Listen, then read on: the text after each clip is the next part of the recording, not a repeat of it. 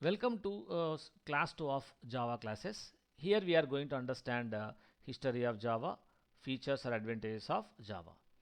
So first of all, we are going to understand about history of Java.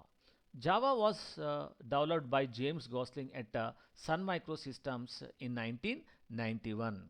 So in 1991, Mr. James Gosling developed Java language in a Sun Microsystems company. Okay, the original name of Java, the first name of Java was Oak. So when the Java was developed in 1991, it was given the name as what? Oak. It was given the name as what? Oak language. Later on, this Oak language was renamed to what?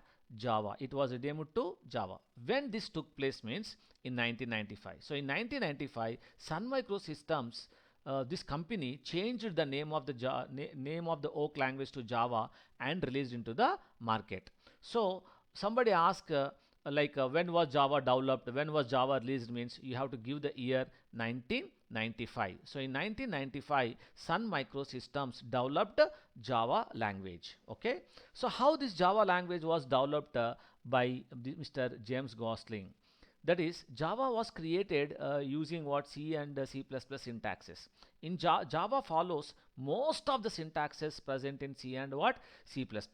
So the new syntaxes are not introduced in Java. The syntaxes are carried from C++ and C language. That is why you should have minimum little bit knowledge on what? C language. Okay, then in 2010, Oracle Corporation company, okay, take over Sun Microsystems, and therefore Java is now with the Oracle Corporation. Means the Oracle Corporation purchased the Sun Microsystems company, okay, and therefore now Java is present with what? Oracle Corporation. Means the new updates of Java is provided by what? Oracle Corporation. So that is what when you download the Java software from the website, you can download from what? Oracle website only. Okay, the Oracle official website, you can download the Java software. Okay, so like this the history. So when was Java developed? Java was developed by Mr. James Gosling at Sun Microsystem company in 1995,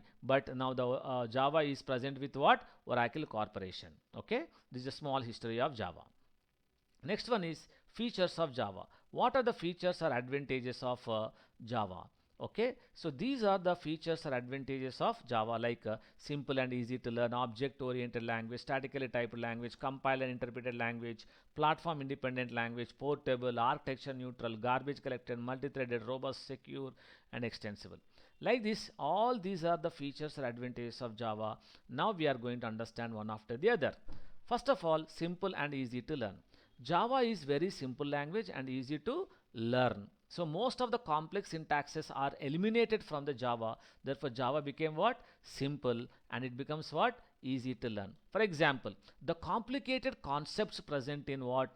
The C++ or C are removed from the Java. Example, pointers. The pointers are removed from this particular Java. Therefore Java became what? Easy to learn. In C++, there is multiple inheritance concept, the complex multiple inheritances, that was removed from Java. Therefore Java becomes what? Easy. So like this, lot of complicated concepts which are present in C++ are removed from Java, and therefore Java becomes what? Very simple and easy to learn. Okay, right. Next, Java is an object oriented programming language. As I said that in any programming language, if you write programs by using classes and objects, that type of programming is called as what? Object oriented programming. Okay, so Java is an object programming. That is one of the advantages of Java language. Okay, using this particular object oriented programming, okay, big applications can be developed what? Easily in less time. So we are going to understand in this particular thing in a 1 hour discussion in the further coming classes. So this is what Java is an object oriented programming language. This is one of the advantages of what? Java. And these object oriented programming, what are the features, what are the techniques, that we are going to understand in the further classes. Okay, right. Next, Java is a statically typed language. What do you mean by statically typed language? Let me explain this particular thing now. Okay, so let us understand here. What do you let us understand like this. Okay, there are different types of programming languages are there. So let's say that programming languages. Okay, this is what programming languages we are having. These programming languages are of two types. One is statically typed languages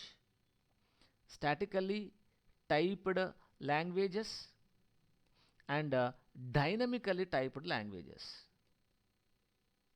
Dynamically typed languages. Like this, we have two types of languages. Okay, here typed means here data types. Okay, data type.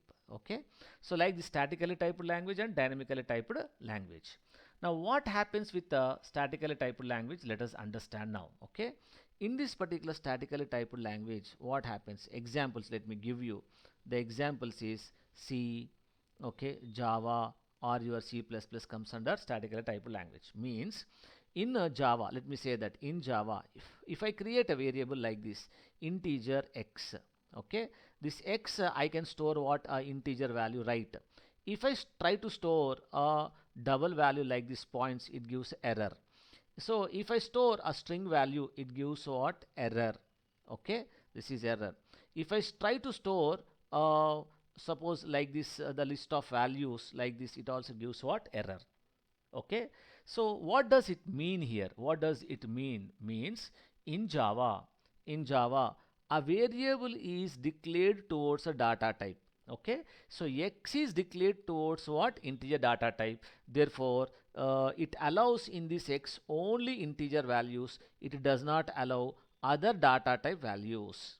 Okay, such a type of programming language is called as what? Statically typed programming languages. Okay, so in statically typed programming language, each variable is created towards a data type, and the programming language allows only that data type value in that variable, and other data type values cannot be stored. Okay, this is what. Now what do you mean by dynamically typed languages? Okay, in dynamical typed language, like what examples I can give you, like what? Python. The best example is Python or PHP or JavaScript, etc. Okay, let us understand. For example, I come to the Python only. In Python, I can write x is equal to 12, right? X is equal to 5.6, right? X is equal to apex, right? Like this, I can write any number, any type of value. How it is right? How it is right? See, if I store 12 into the x, x internally becomes what? Integer. So this particular x is what? When I store 5.6 into the x, it internally becomes what? X becomes what? Float. Then when I store string into the x becomes what? String variable. So what is happening in this Python language is what? The variable data type is changing dynamically. The variable data type is changing from time to time. Therefore, such type of programming languages are called as dynamically typed languages. Okay, so in dynamical typed languages, variable data type will change from time to time, whereas in statically typed language, a variable data type is fixed and it will not change. This is what the difference between statically typed and what? Dynamically typed. Okay, so let me paste this particular thing over here so that I will send this particular notes to you. Okay, so this is. Then what is the advantage, sir? What is the advantage that we are going to get with statically typed? Dynamical typed is most advantageous or not? Okay, but the thing here it is, okay, in Java what happens is we will be knowing that which variable should be stored with what, which type of value. Okay, so the data types of the variables we will be knowing while doing the programming, but in the Python we will not know the data types here. Okay, and what happens if we store different data type, I mean says data type values in a variable, then Java gives what? Error. So it does not allow to store what? Other data types values in a variable. So this error report you will be come to know. So we will be knowing about the data types throughout the program. So with that, any data loss or such type of things are not going to be happen. Okay, so this is what we call as statically typed language. Okay, Java is a statically typed language in which each variable is declared towards a data type, and that data type value only should be stored in that. If you try to store other data type, okay, it does not allow. So with this, we will not get any data loss or any type of errors you are not going to get at runtime. Okay, fine. Next, compiled and interpreted language. What do you mean by compiled and interpreted language? Let us understand. Okay, now this I am going to make you understand once again. Please let us understand here. So what do you mean by compiled and interpreted language? Okay, so what happens when we come to the Java? Okay, suppose you take a Java program. You take a Java program. Okay, this is a Java program. Assume that. Okay, Java program that you generally write in what? English. Okay, English you will be writing. This English program now you give to what? Let me say that. Okay, you have to give to what? Java compiler. Okay, Java compiler, you have to give this particular program. What does the Java compiler is going to do? The Java compiler is going to translate your code into what? Byte code. It will translate into what? Byte code. Okay, remember this terminologies. Byte code. It will convert into what? Byte code. Then this byte code, okay, this byte code will not execute in the computer directly. Okay, I repeat, the byte code will not run in the computer directly. So what it requires here, it is this byte code cannot be understandable to what? Hardware. So what these people did here, it is they invented one software called as what? JVM. JVM means Java Virtual Machine, and this contains one interpreter. Okay, interpreter, like this. So what happens here, it is, let me explain. This bytecode then we have to give to the interpreter present in what? JVM, and this interpreter will translate into what? Machine language, and it will run in the hardware. Run in what? Hardware. Okay, run in the hardware. Okay, so therefore what is happen? Hardware, or I can say what? Operating system, right? So like this, what happens is Java program first of all should be translated using what? Java compiler into what? Bytecode. Then after, this bytecode should be executed with the help of what? Interpreter. Okay, so therefore to execute a Java program, Java compiler is required as well as interpreter is required. So like this, compiler and interpreter are the two translators. Okay, what is a compiler and interpreter, please? So the compiler, okay, compiler and what? Interpreter, these two are what? Translators. Okay, these are what? Translators of high level languages. Okay, translator. So what is the difference between compiler and interpreter? Compiler translates all lines of the program into machine language at a time. Okay, compiler will translate all lines of the program into bytecode at a time, whereas when we come to the interpreter, interpreter translates line by line. So like this, there's a difference between compiler and interpreter. Of course, compiler is the faster translator, interpreter is the slower translator. Okay, so but when you come to the C language or C++, C and C++ uses compiler. Okay, but when we come to the Java, Java uses what?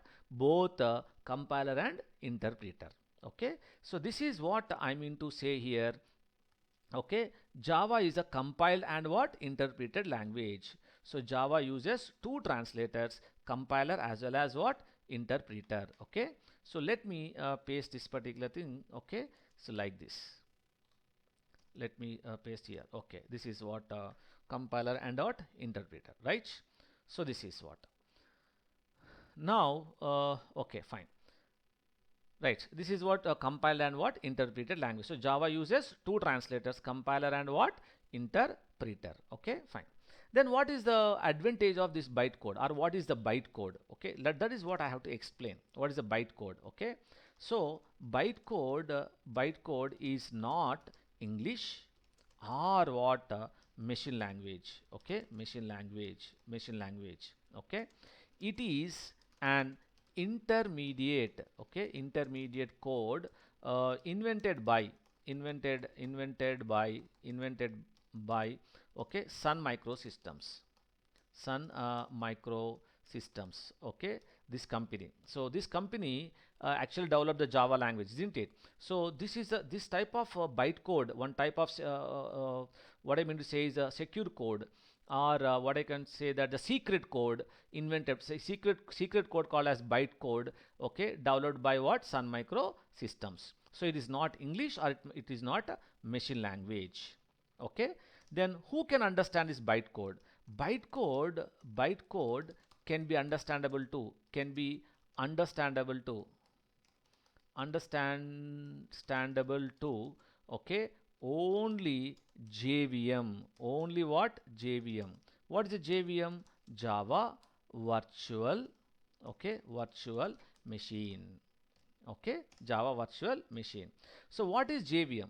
JVM is a software.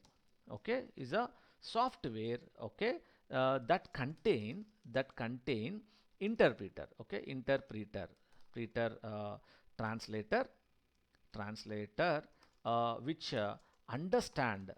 Okay, which understand bytecode. Okay, bytecode, and translates into machine language and execute. Okay, this is a role of JVM. So we understand in depth of JVM, what are the different components present in JVM in the future. Okay, so this is about we understood. So Java is a compiled and interpreted language, and what is bytecode, and what is the JVM. Okay, this is next. Platform independent. What do you mean by this platform independence? Another advantage of Java is what? Platform independent. Let us understand what is platform independent. See, so we have seen that we are getting a bytecode, right? Bytecode of Java program, bytecode of I mean to say is bytecode of Java application. Okay, Java application means Java program. So let's say that this is the bytecode is present. Okay, the bytecode.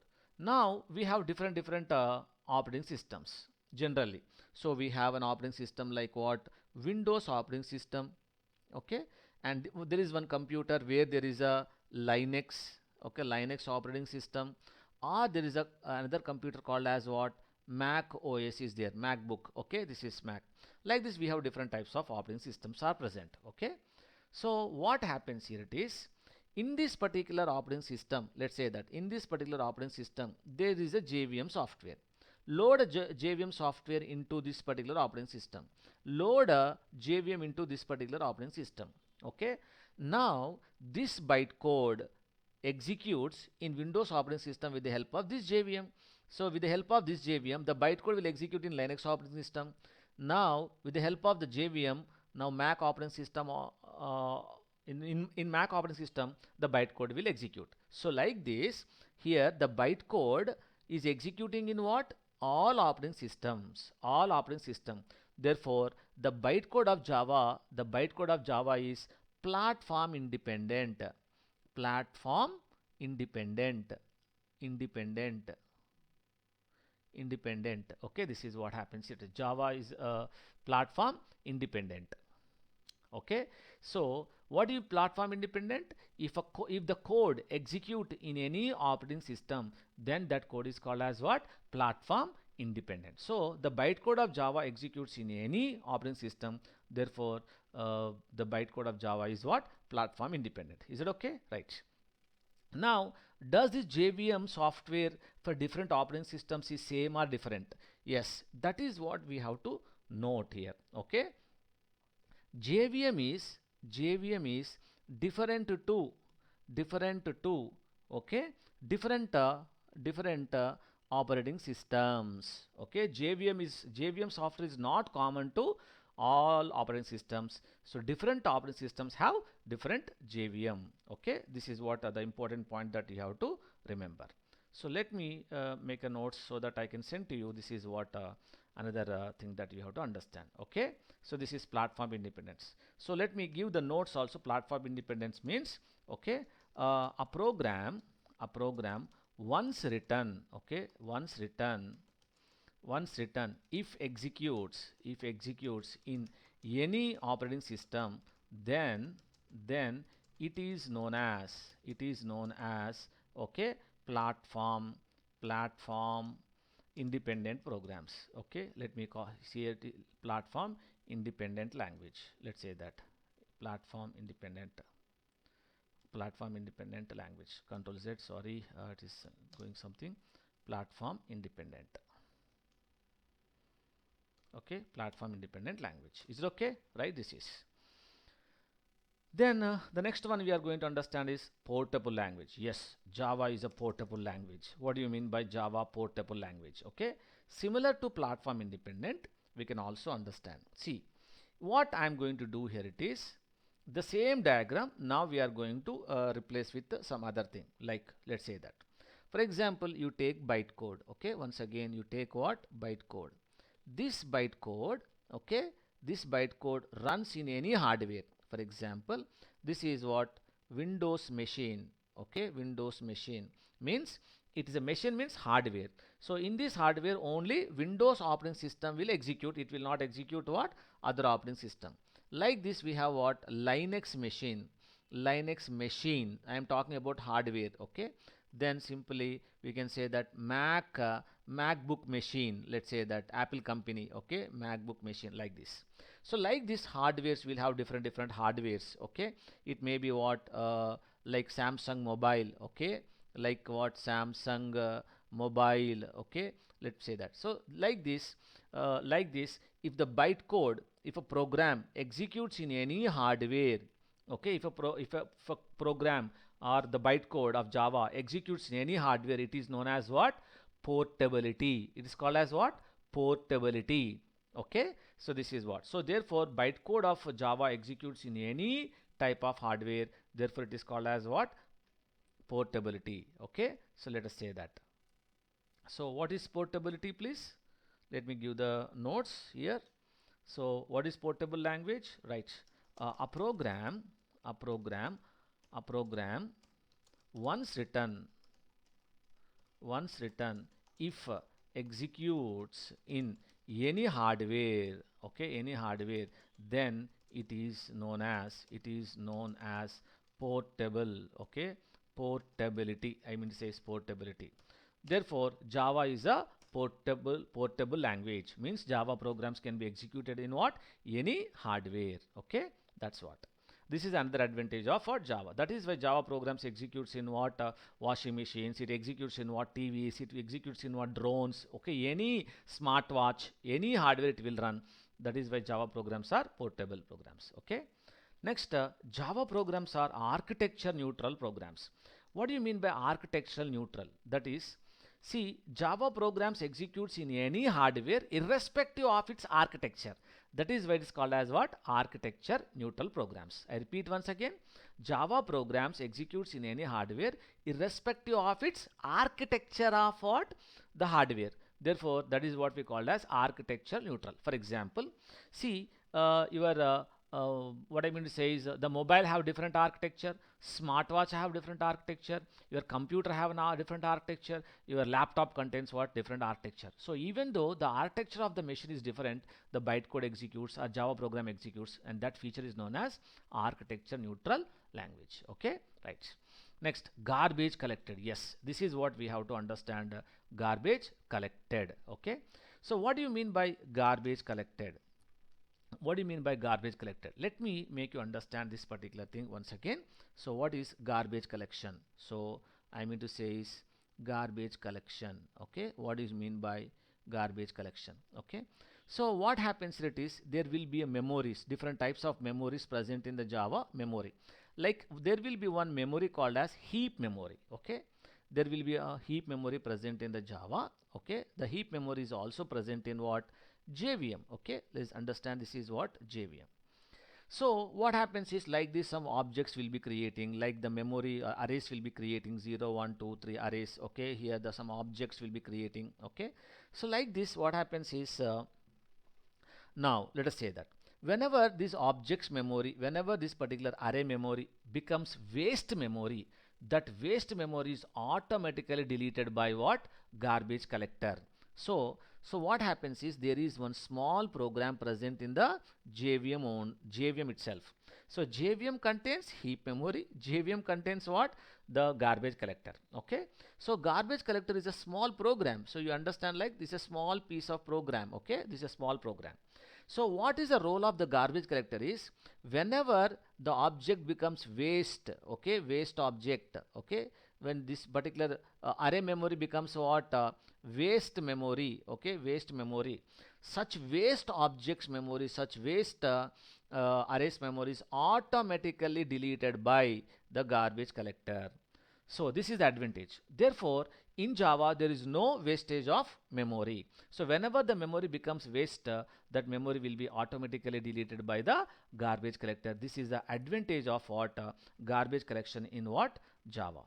So let us go here and we understand. Okay. So this is. So what is a garbage collector? Okay. So GC, I write GC. GC is a small GC is a special program, I can say special program, a special program, okay, present in okay, present in JVM, okay, which deletes waste memory of Java program automatically, okay, internally or automatically it will delete. This is one of the advantage of what? Garbage collection, okay, garbage collection or garbage collected we'll call it as, okay, right. This is what happens. Next, multi-threaded. What do you mean by multi-threading? Okay, what do you mean by multi-threaded? So Java is a multi-threaded programming language. So how can you say, sir, how can you say it is multi-threaded programming language? Let's say, what do you mean by multi-threading? Simple. I will tell you a simple. There is two functions are present, like C or C++ you take. Suppose there is one function present A. Let us assume that, please assume. Okay. This is what void. Okay. This is what B is one function is present. Okay. Right. We are not taking classes. Directly we are taking what? The functions here. Okay. So generally in any programming language, one function after the other it will execute. In a programming language, generally one function after the other it will execute. But there are some situations what we want here, it is we want to execute these two functions parallelly or simultaneously. Means, suppose if there are some lines are present in this particular functions like this. So we want to execute these two functions parallelly. How? Means line 1 from A function and line 1 from B function, line 2 from A function, line 2 from B function, line 3 from A function, line 3 from B function. Like this, the code of this particular two functions we want to execute. Now this is possible by using the concept called as multi-threading. Okay, this is allowed by using what? Multi-threading. So we make this particular method as thread1 and this particular function as what? Thread2. So we'll make this particular one as thread1, thread2, and these two threads execute what? Parallelly. Like this, using multi-threading, two or more jobs or tasks can be performed what? Simultaneously or parallelly. This is the main advantage of what? Multi-threading. Okay, so this is what. So what is the main advantage of multi-threading means? Okay, so multi-threading allows to execute two or more okay, two or more codes, or what we call as functions, or what we call as methods, okay, or called as jobs, whatever you feel, okay, tasks, okay, tasks simultaneously, okay, simultaneously or parallelly, okay. This is what we call as, this is the main advantage of what? Multi-threading. So Java supports multi-threading 100%. Okay, Java supports, okay, I repeat here, Java support multi-threading, okay,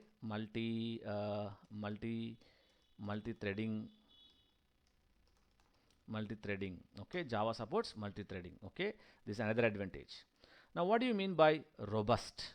Okay, this is what we have to understand, robust. Okay, so robust means the meaning of the robust is what's very strong. That is what we call as robust. So I will tell you simply what happens with the robust programming. Okay, let us say that. Okay, so let us understand here. Suppose you take one program in C or maybe or C++. When you write a program, what happens in it is, when you write a program, there's a chance that, okay, 1, 2, 3, 4, 5, 6, 7 lines are there, okay. So there's a chance that when line 1 executed, line 2 executed, line 3 executed, at line 4, there's a chance that you may get an error, one serious error you get, okay. Whenever you get an error, either the program will terminate or it is going to struck your operating system, okay. It is going to struck up your operating system, it is going to affect the functioning of operating system, okay. Therefore such programs are not robust programs. So such programs are what? Not robust program, not robust, okay, robust programs, okay. So it is not robust program. What do you mean by robust programs? Let us understand this particular thing, okay. So when we come to the Java, let me say that I'm going to clear this one, okay. Once again I write. So when we come to the Java, Java is a robust programming language. Means what happens when we come to the Java, let us assume that is a Java code, okay. It's a Java code, assume line number 1, line number 2, 3, 4, 5, 6, like this the statements I am writing. Now what happens in this case? Here it is, suppose line 1 executed, line 2, line 3 executed, and you got a serious error here, okay. So whenever you get an error in Java, what happens is this particular error is taken by what? JVM, okay. In JVM there is one component called as what? Exceptional handler, okay. So there is an exceptional handling concept present in the JVM, so which is going to take your error, okay. Whenever you get a runtime error means what type of error it is? Runtime error, the error that is caused while the program is running in the computer. So whenever you get an error like this runtime error, that error is taken by the JVM, that is what? Exception handling, and it will handle the error, okay. Handle what? Error. And after handling the error, it will continue the execution of the program. So the program is not going to stop, the program is not going to affect the running of your operating system, it is not going to stuck up your operating system. Therefore Java programs are robust programs, this is what happens with it, okay. So in Java, if you get any serious runtime errors, that errors are handled by the JVM and it will continue its execution. This type of programming is called as what? Robust programming, okay. This is what we call as robust programming. And robust programs are generally written by using what? Programs are written by using what? Exceptional handling. So robust programs are written using what? Exceptional handling concepts, okay. This is one of the examples of robust, okay, right. Now what do you mean by extensible? Another advantage of Java is what? Extensible, okay. Now I'll make you understand what do you mean by extensible. Let us understand please, okay. Erase. Suppose C++ is there, okay. In C++ you have written one function, let's say that void okay, void sum function you have written, let's assume that, okay, right. Next in Python also you have written one function, okay, in definition what we call as suppose multiplication, okay, like this some code written. So you have written some code in different languages. Now you are developing one application in what? Java. So Java application, Java program you are writing. In this particular Java, let's say that in Java I want to again do the addition of two numbers and multiplication of two numbers, okay.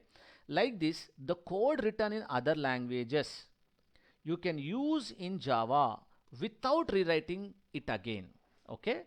Any code written in other languages for some functionality, okay, you can use in Java without rewriting it again, and this feature is known as what? Extensible. This feature is called as what? Extensible, okay. So this is what advantage of Java, okay. So what is that? Is code written in other languages like what C++, okay, C++, Python, etc., okay, etc., can be used in Java without writing again, okay, again. and this feature is known as what? Extensible, please. Okay, this is another. Next one is secure language.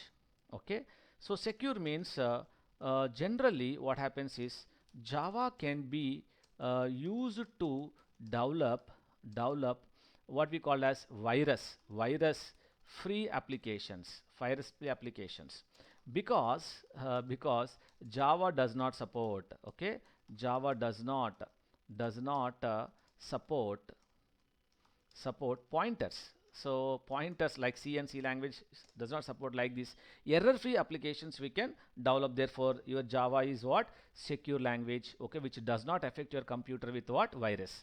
So this is what generally called as what? Secure programming language. Java is a secure programming language. So these are the advantages or features of Java we have discussed so far. Okay, so in this class we discussed about what? History and what? Features of Java. Okay, please, thank you.